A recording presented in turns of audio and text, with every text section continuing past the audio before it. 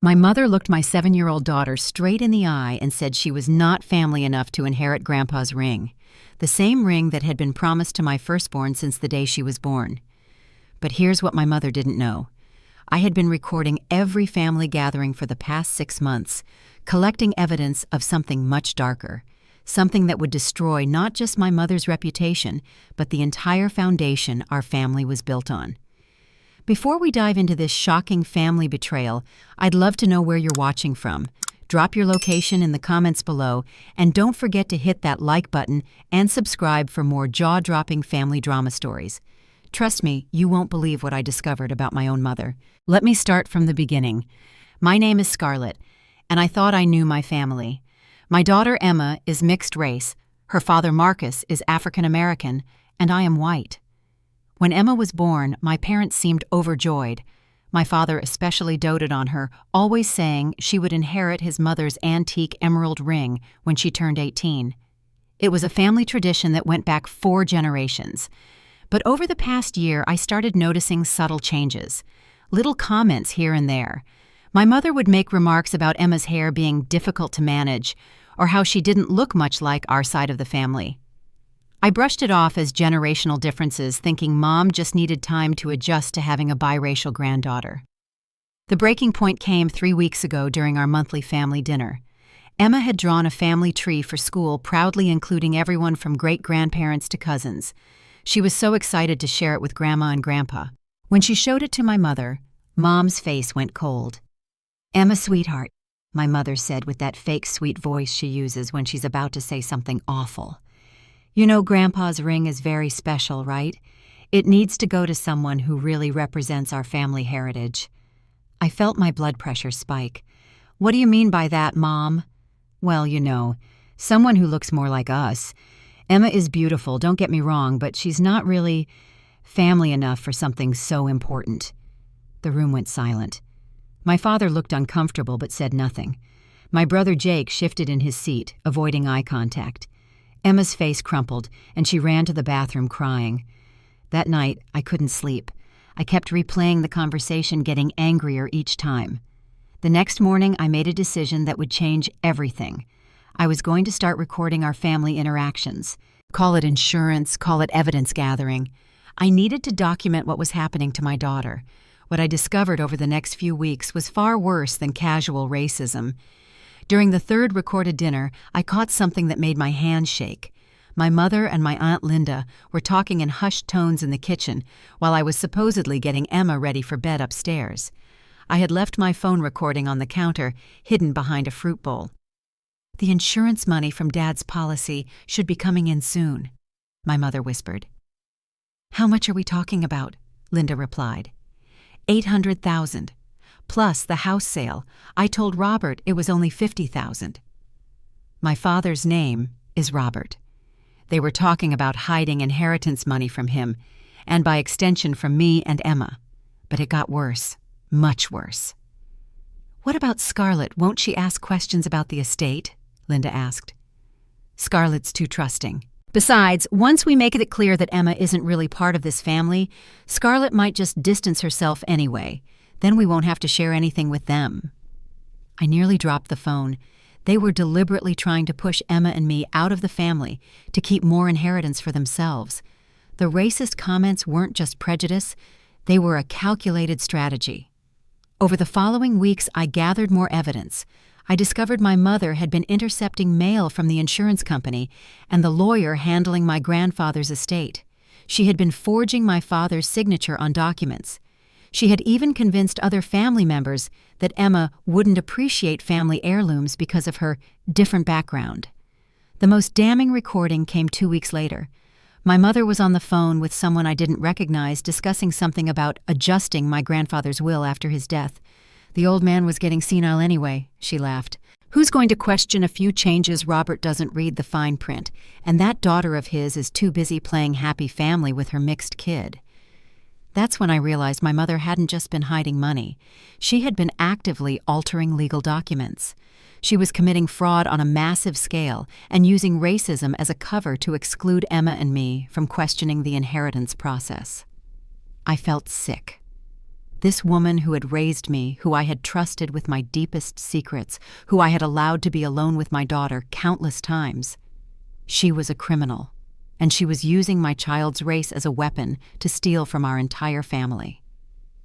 But here's what my mother didn't know: my husband Marcus works in financial fraud investigation for the state attorney's office. When I showed him the recordings that night, his face went pale. "Scarlett," he said slowly, "this isn't just family drama. This is federal fraud. Mail fraud, insurance fraud, document forgery. She's looking at serious prison time." That's when I knew I had a choice to make.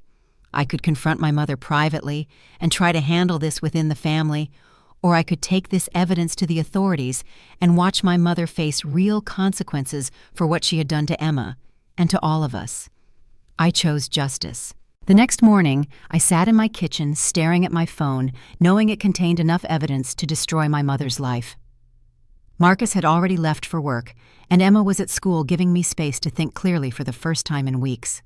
I called my father first. He deserved to know what his wife had been doing behind his back. "Dad, I need you to come over, alone. Don't tell Mom where you're going." An hour later, my father sat across from me at my kitchen table as I played him recording after recording. I watched his face cycle through confusion, disbelief, anger, and finally, heartbreak. "She said Emma wasn't family enough," he whispered, his voice cracking. "That little girl is the light of my life." "There's more, Dad." I showed him copies of the insurance documents I had managed to photograph when Mom wasn't looking. "She's been stealing from you, from all of us." My father aged 10 years in 10 minutes. His hands shook as he held the papers. $800,000. "But she told me, she said Grandpa's policy was almost nothing." "She's been planning this for months, maybe years. The racism toward Emma isn't just prejudice, it's strategy. If she can make us feel unwelcome enough to distance ourselves from the family, we won't ask questions about money we don't even know exists." Dad broke down completely. 43 years of marriage, and he had never suspected his wife was capable of this level of deception and cruelty. But then, something shifted in his expression. The grief transformed into something harder, more determined. "What do we do?" he asked. "We could handle this privately," I said carefully. "Confront her, demand she return the money, make her apologize to Emma. Or we let the legal system handle it. Marcus says this is federal fraud. She could go to prison." My father was quiet for a long time. Finally, he looked up at me with steel in his eyes. "What she said about Emma, what she's stolen from our family, there's no coming back from that. If we handle this privately, she'll just find new ways to hurt people. Other people might get scammed. And Emma—" He paused. "Emma deserves better than a grandmother who sees her as less than family." That afternoon, Marcus came home early and helped us organize all the evidence. We had recordings, photographs of documents, bank statements I had copied, even screenshots of text messages between my mother and my Aunt Linda discussing their plans for the inheritance money. "This is actually a really strong case," Marcus said, reviewing everything. "But Scarlett, you need to be prepared. Once we file this report, there's no going back. Your mother will likely be arrested. The whole family will know. This will change everything forever." I thought about Emma coming home from school that day, how she had quietly asked me if Grandma really thought she wasn't part of our family. I thought about all the future family gatherings where my daughter would be made to feel like an outsider. I thought about my mother's smug confidence that she could steal from her own husband and use racism to cover her tracks. "Good," I said. "Some things need to change forever." We spent the evening crafting our strategy. Marcus would present the evidence to his colleagues in the fraud unit. My father would secure his financial accounts and change passwords on everything. I would continue gathering evidence, playing the role of the unsuspecting daughter, while my mother continued to incriminate herself. But first, we needed to protect Emma. My father came up with the perfect solution. "I'm taking Emma ring shopping this weekend," he announced. "Just the two of us. I want her to pick out her own ring, something that's hers alone, not tied to this mess. And I want her to know that she is absolutely 100% part of this family, no matter what anyone else says." The next few days were surreal. I had to sit across from my mother at family dinners, smile and nod, while knowing I had evidence that could send her to federal prison. She continued making subtle digs about Emma, completely unaware that every word was being recorded. During one particularly awful conversation, my mother suggested that Emma might be more comfortable spending holidays with Marcus's family instead of ours, since she would fit in better there. She said this while Emma was literally in the next room, well within hearing distance. That night I made copies of everything and stored them in 3 different locations. I wasn't just protecting evidence anymore. I was protecting my family's future. The breakthrough came when my mother got careless. She left her purse open on my counter while using the bathroom, and I saw a letter from the insurance company sticking out. Without thinking, I grabbed my phone and photographed it. It was a notice about the final payout of my grandfather's life insurance policy. $850,000, due to be distributed that Friday. She was planning to steal nearly $1 million from her own family, and she was doing it while systematically emotionally abusing my 7-year-old daughter. That night, Marcus and I made the final decision. "We file the report tomorrow," I said. "Are you sure? Once we do this, your relationship with your mother is over forever." I looked at Emma's drawing of our family tree, still hanging on our refrigerator. She had drawn herself smaller than everyone else in the family, even though she's actually tall for her age. "My relationship with my mother ended the day she told my daughter she wasn't family enough," I said. "Everything after that has just been me gathering evidence." Friday morning arrived faster than I expected. Marcus left for work early to file the report with the fraud unit while I got Emma ready for school and tried to act normal. My hands were shaking so badly I could barely braid her hair. "Mommy, are you okay?" Emma asked, turning around to look at me with those big concerned eyes that reminded me so much of Marcus. "I'm fine, baby, just a little tired." But I wasn't fine. Today was the day my mother would try to claim that insurance money. It was also the day that federal investigators would be waiting for her at the bank. After dropping Emma off at school, I drove to my father's house. We had agreed that he would confront my mother about the insurance money before she could get to the bank. It would give investigators a chance to record her lies in real time. Marcus had arranged for Dad to wear a wire.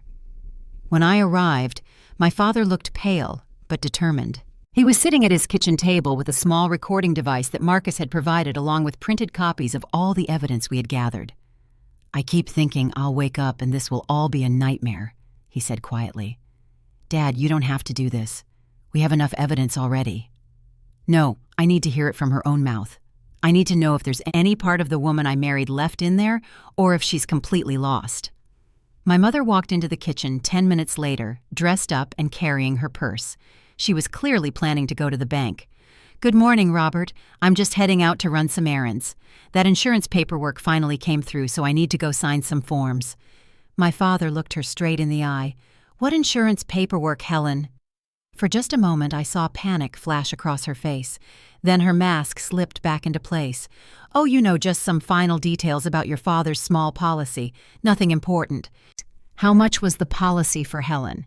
"I told you, honey, it was just a few $1,000s, barely enough to cover the funeral costs." The lie came so easily, so smoothly, that I felt sick watching her. This was a woman who had been deceiving her husband for months without a hint of remorse. My father reached into his briefer and pulled out the insurance documents. "So you wouldn't know anything about an $850,000 payout that's being processed today?" My mother's face went completely white. For a long moment, she said nothing.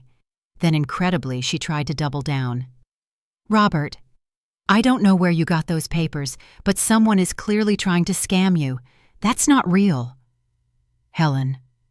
My father's voice was deadly calm. "I've seen the bank statements. I know about the account you opened in your name only.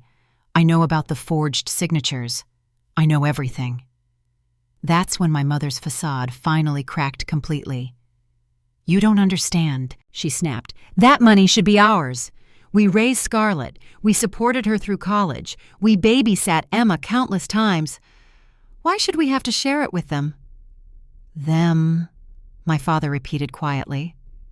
"You mean our daughter and granddaughter?" "Emma isn't really our granddaughter. Not fully. She's mixed, Robert.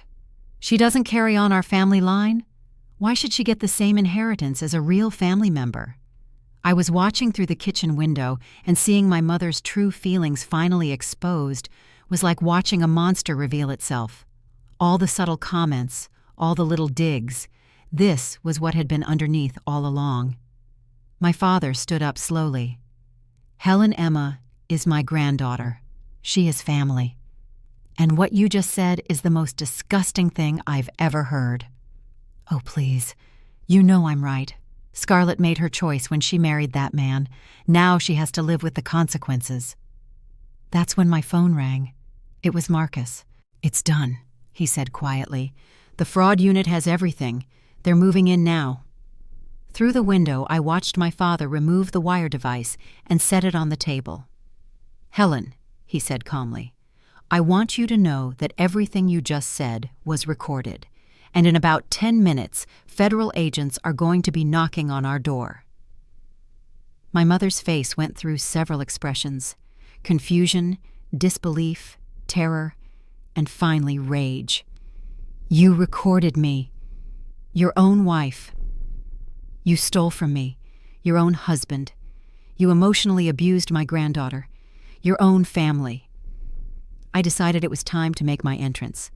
I walked through the front door as if I had just arrived. "Hi, Mom. Hi, Dad. I brought Emma's art project that she wanted to show Grandma." My mother spun around to face me, and I could see the exact moment she realized I had been involved in setting this up.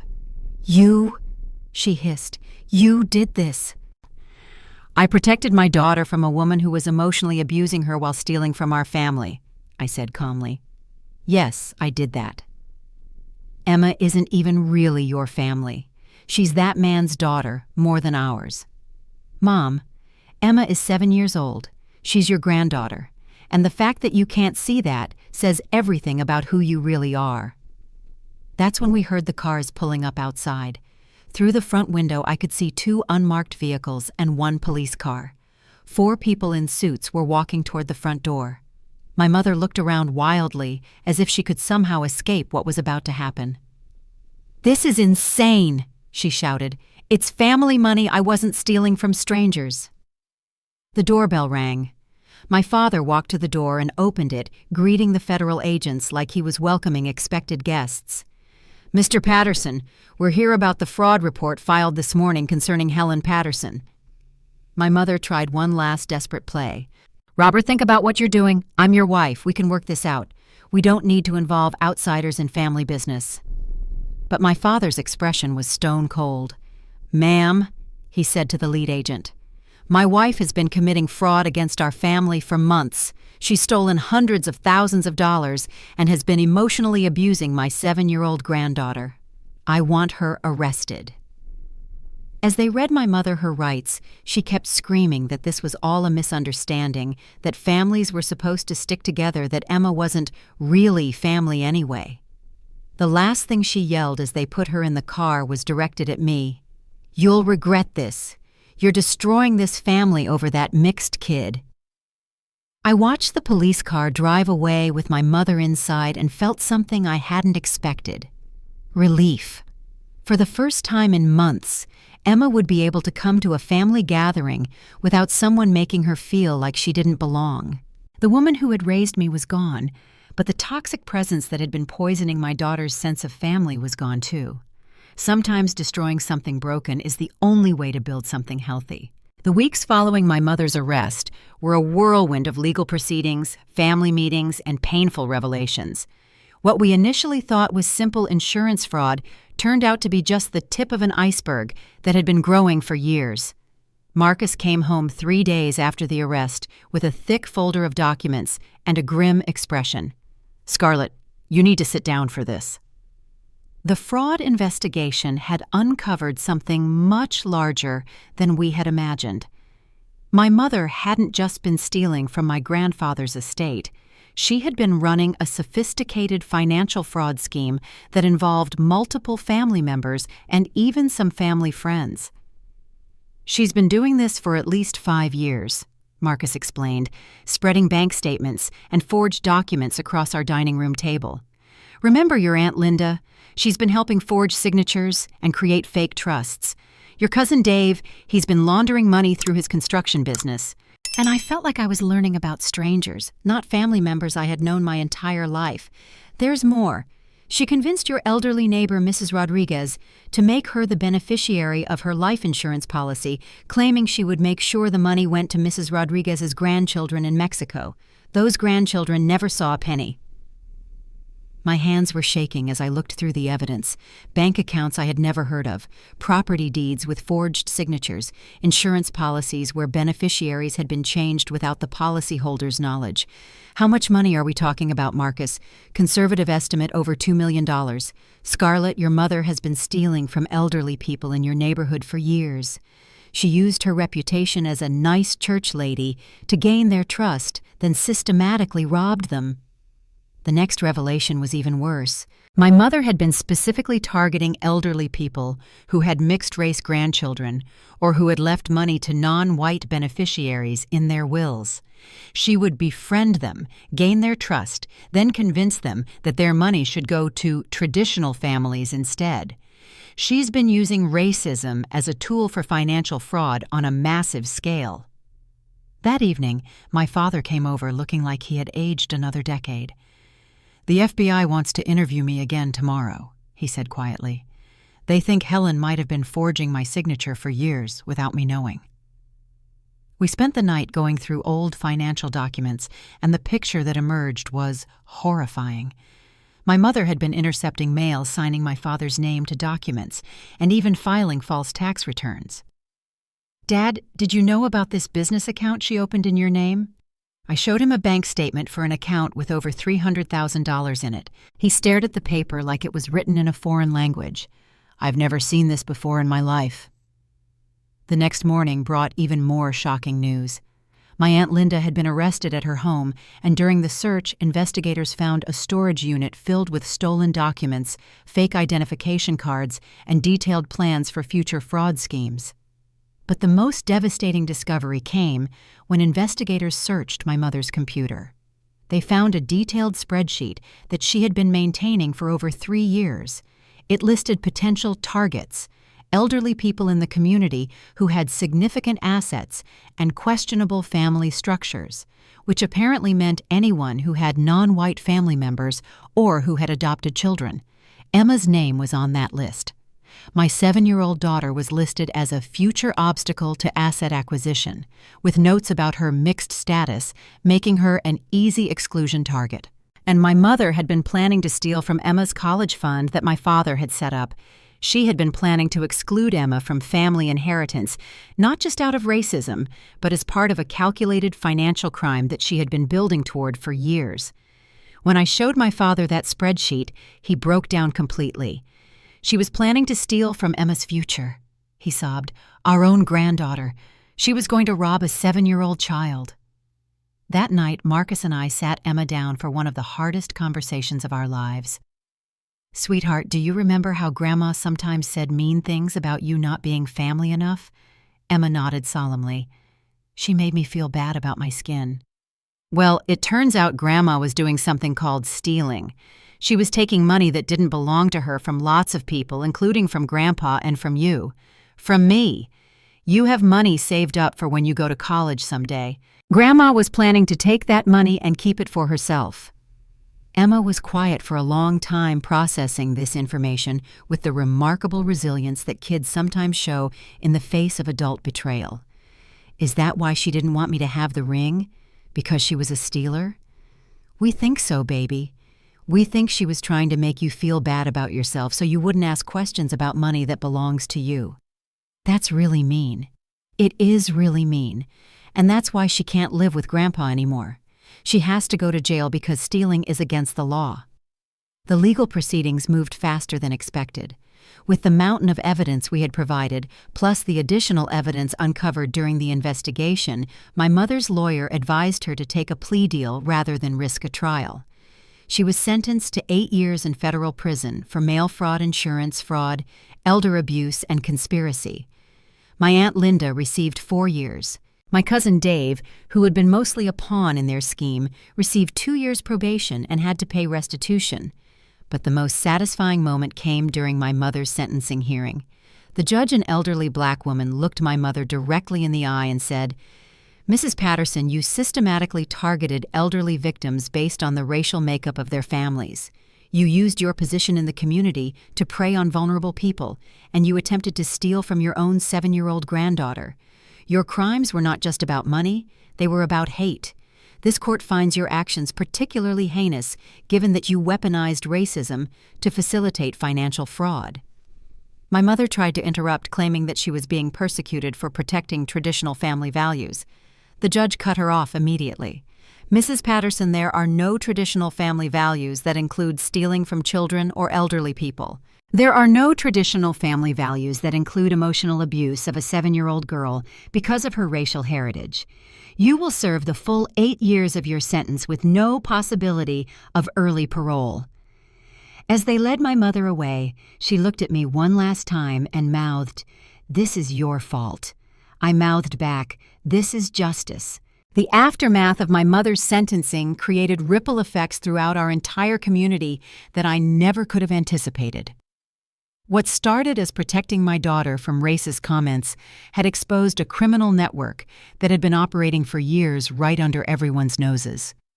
Mrs. Rodriguez, our elderly neighbor, came to our house the week after the sentencing with tears streaming down her face. "Mija, I thought Helen was my friend," she said in her heavily accented English. "She helped me with my English when I moved here. She brought me soup when I was sick. And all the time she was stealing money that was supposed to go to my grandchildren in Guadalajara." The community impact was staggering. 12 elderly victims came forward once news of the arrests broke.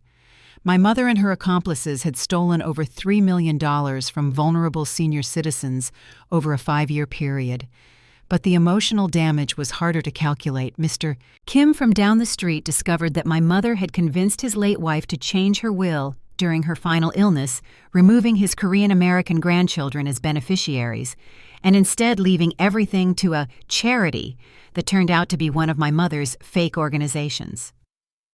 The Johnsons found out that their adopted daughter had been removed from family trust documents that my mother had helped them organize with the justification that adopted children weren't real family and shouldn't inherit equally with blood relatives. Each story made me feel sicker about the woman who had raised me. My father was struggling with his own emotional devastation. 43 years of marriage had been revealed as a lie. He was seeing a therapist twice a week and had moved in with us temporarily while he figured out how to rebuild his life at 68 years old. "I keep thinking about all the signs I missed," he told me one evening while Emma was doing homework at the kitchen table. "All the time she made those comments about Emma, about Marcus's family, about our neighbors. I thought she was just old-fashioned. I never imagined she was planning to steal from our own granddaughter." The financial recovery process was complex, but ultimately successful. The FBI's Financial Crimes Unit was able to trace most of the stolen money and return it to victims. Emma's college fund was fully restored, along with additional funds that my grandfather had actually left specifically for her that my mother had hidden. But the most meaningful recovery was personal. Without my mother's toxic presence at family gatherings, Emma began to bloom in ways I hadn't even realized she had been suppressed. She started speaking up more at family dinners, asking questions, telling jokes, taking up space in conversations instead of quietly sitting in the corner. My father, freed from my mother's influence, became the grandfather Emma had always deserved. He took her ring shopping as promised, and they picked out a beautiful emerald ring that was hers alone. No family history, no strings attached, just a symbol of his love for exactly who she was. "This ring is for Emma Patterson Williams," he told the jeweler proudly, using Emma's full, hyphenated name. "And someday she'll pass it on to whoever she chooses, because family is about love, not blood or skin color." Marcus's family, who had always been welcoming but cautious around my relatives, finally relaxed completely at family gatherings. Emma's other grandmother, Marcus's mom, started bringing her famous peach cobbler to our family dinners, and my father learned to make her grandmother's cornbread recipe. "This is what family should feel like," Emma announced one Sunday afternoon, looking around the table at her grandfather laughing with Marcus's parents while she helped Marcus's sister braid friendship bracelets. But the most unexpected development came when my brother Jake reached out. I hadn't spoken to Jake since the arrest.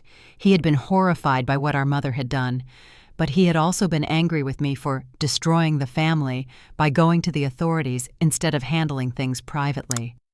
He called me 6 weeks after the sentencing. "Scarlett, I owe you an apology, a huge one." "Jake, you don't have to." "No, I do. I was angry at you for turning in Mom, but I was really angry at myself for being a coward. I knew something was wrong. I saw how she treated Emma. I heard the comments she made and I said nothing. I let a 7-year-old girl get emotionally abused because I didn't want to rock the boat." His voice was shaking. "And then when you found the courage to protect your daughter and expose what Mom was really doing, I got mad at you instead of being proud of you. You saved Emma from years of abuse, and you probably saved other people from being victimized. You did what I should have done." That conversation led to Jake joining family therapy sessions with my father and me. We spent months unpacking the toxic family dynamics that had allowed my mother's behavior to go unchecked for so long. The therapist helped us understand that my mother had been using a manipulation technique called triangulation, pitting family members against each other to maintain control and prevent anyone from seeing the full picture of her behavior. "She isolated each of you emotionally so that you couldn't compare notes or support each other," the therapist explained. "Scarlett, she made you feel like you were overreacting to her comments about Emma. Jake, she made you feel like keeping the peace was your responsibility. Robert, she made you feel like questioning her would be disloyal." Understanding the psychological framework of the abuse helped, but it didn't erase the damage. The hardest part was explaining to Emma why some of her extended family had suddenly disappeared from her life. Several cousins and aunts had taken my mother's side, claiming that I had overreacted and destroyed the family over money. Some people think family means you have to protect each other even when someone is doing bad things, I explained to Emma one night as I tucked her into bed. But real family means protecting each other from bad things, even when it's hard. Like how you protected me from Grandma. Exactly like that. Emma was quiet for a moment, then looked up at me with those wise 7-year-old eyes. "I'm glad the Stealer can't hurt other kids now." "Me too, baby. Me too." 2 years have passed since my mother's arrest, and I can honestly say that removing her from our lives was the best decision I ever made for my family. What initially felt like losing family members turned out to be gaining authentic relationships built on love rather than obligation. Emma is now 9 years old and thriving in ways that still amaze me. Without the constant undercurrent of my mother's disapproval and racist microaggressions, Emma has developed a confidence and joy that lights up every room she enters. She speaks up in class, makes friends easily, and most importantly, never questions whether she belongs in our family. Last month, she came home from school excited about a family heritage project. "Mom, I want to include everyone in my family tree this time. Grandpa Robert, Grandma Patricia and Grandpa James from Dad's side, Uncle Jake and all my cousins. But I don't want to include the Stealer Grandma because she wasn't really family anyway." The fact that Emma now refers to my mother as the Stealer Grandma instead of just Grandma shows how clearly she understands what happened. She doesn't carry anger about it. Children are remarkably resilient. But she has learned an important lesson about the difference between people who claim to love you and people who actually do. My father has transformed completely. Living with us for 6 months after his divorce gave him time to rediscover who he was without my mother's constant manipulation and control. He's now dating a lovely woman named Carol, who adores Emma and treats her like the treasured granddaughter she is. "I wasted too many years walking on eggshells around Helen's prejudices," he told me recently. "I convinced myself I was keeping the peace, but really I was enabling abuse. Emma deserved better from me, and I'm grateful I get the chance to be the grandfather she needs now. Jake has become one of Emma's favorite adults. He comes to every school play, every soccer game, every birthday party. He's also become a fierce advocate for other mixed-race children in our community, volunteering with organizations that support multiracial families. I can't undo the years I stayed silent, he told me, but I can make sure other kids don't experience what Emma went through. The extended family members who chose my mother's side have revealed themselves to be people we're better off without. My Aunt Linda served her prison sentence and still maintains that they were protecting family assets from outsiders. Several cousins have cut off contact with us, claiming that we destroyed the family for money. But here's what they don't understand. We didn't destroy our family. We saved it. The family we have now is smaller but infinitely stronger. It's built on honesty, mutual respect, and genuine love rather than obligation, fear, and control. Marcus's family has fully embraced my father and Jake, and our holiday gatherings are louder, more chaotic, and filled with more genuine laughter than any family gathering I remember from my childhood. Emma now has 4 grandparents who compete to spoil her, an uncle who teaches her card tricks, and cousins who see her as just another kid in the family rather than an outsider who doesn't quite belong. The financial justice was satisfying, but the emotional justice was life-changing. Emma recently asked me why some families are mean to kids who look different. Some people are scared of differences because they think it means they're not special anymore, I explained. But the truth is, having different kinds of people in your family makes it more special, not less. Like how my family has different skin colors and different foods and different stories. Exactly like that. You get to learn about Grandpa Robert's Irish traditions, and Grandma Patricia's recipes from Louisiana, and Daddy's family history from Alabama. You're not missing anything by being mixed. You get twice as much culture and love. The legal proceedings officially concluded last month when my mother was denied parole. She'll serve her full 8-year sentence, which means Emma will be 15 when she's released. By then, Emma will be old enough to understand exactly what happened and make her own decisions about whether she wants any relationship with her biological grandmother. I hope she chooses to protect herself. The most unexpected blessing that came from this nightmare was discovering my own strength. For years, I had been conditioned to minimize problems, keep the peace, and avoid confrontation. My mother's manipulation had trained me to doubt my own instincts and prioritize family harmony over family health. But when she threatened my daughter's emotional well-being, something shifted in me permanently. I learned that real love sometimes requires difficult choices, that protecting your child is more important than protecting adult feelings, and that some relationships are too toxic to salvage. I also learned that chosen family can be just as strong as biological family, sometimes stronger. Emma's chosen grandma, Carol, has been more supportive and loving in 2 years than my mother was in 7.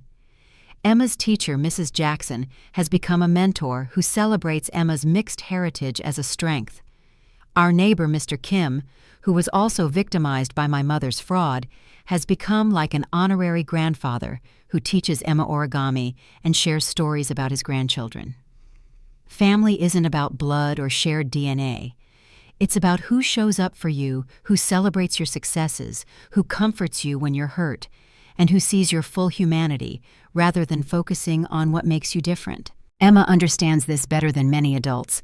Last week, she made a Mother's Day card for Marcus's mom that said, "Thank you for being the best bonus grandma ever, and for never making me feel like I'm not family enough." When I read it, I cried happy tears for the first time in years. My mother thought she could use racism to steal from our family and get away with it. She thought she could make Emma feel small and unwanted while enriching herself through fraud and manipulation. Instead, her hatred freed us from a toxic relationship we didn't even realize was poisoning us. Sometimes the best revenge isn't getting even. It's building a better life without the people who tried to tear you down. Emma is growing up surrounded by people who love her exactly as she is. She'll never have to question whether she's family enough because everyone in her chosen family makes it clear that she's not just enough. She's everything. That's a victory my mother can never take away from us, no matter how many years she spends in prison planning her next manipulation. Love won, truth won, justice won, and Emma, my beautiful, brilliant, mixed-race daughter, won, most of all. Have you ever had to make the difficult choice between family loyalty and protecting your child? How do you handle relatives who don't fully accept your children? I'd love to hear your stories in the comments below. Sometimes sharing these experiences helps other parents going through similar situations. If this story resonated with you, please hit that like button and subscribe for more real family stories. Share this with anyone who might need to hear that they're not alone in dealing with toxic family dynamics. Thank you for listening to my family's journey, and remember, sometimes the family you choose loves you better than the family you're born into. Here's to building healthier families, setting stronger boundaries, and never letting anyone make our children feel like they're not enough.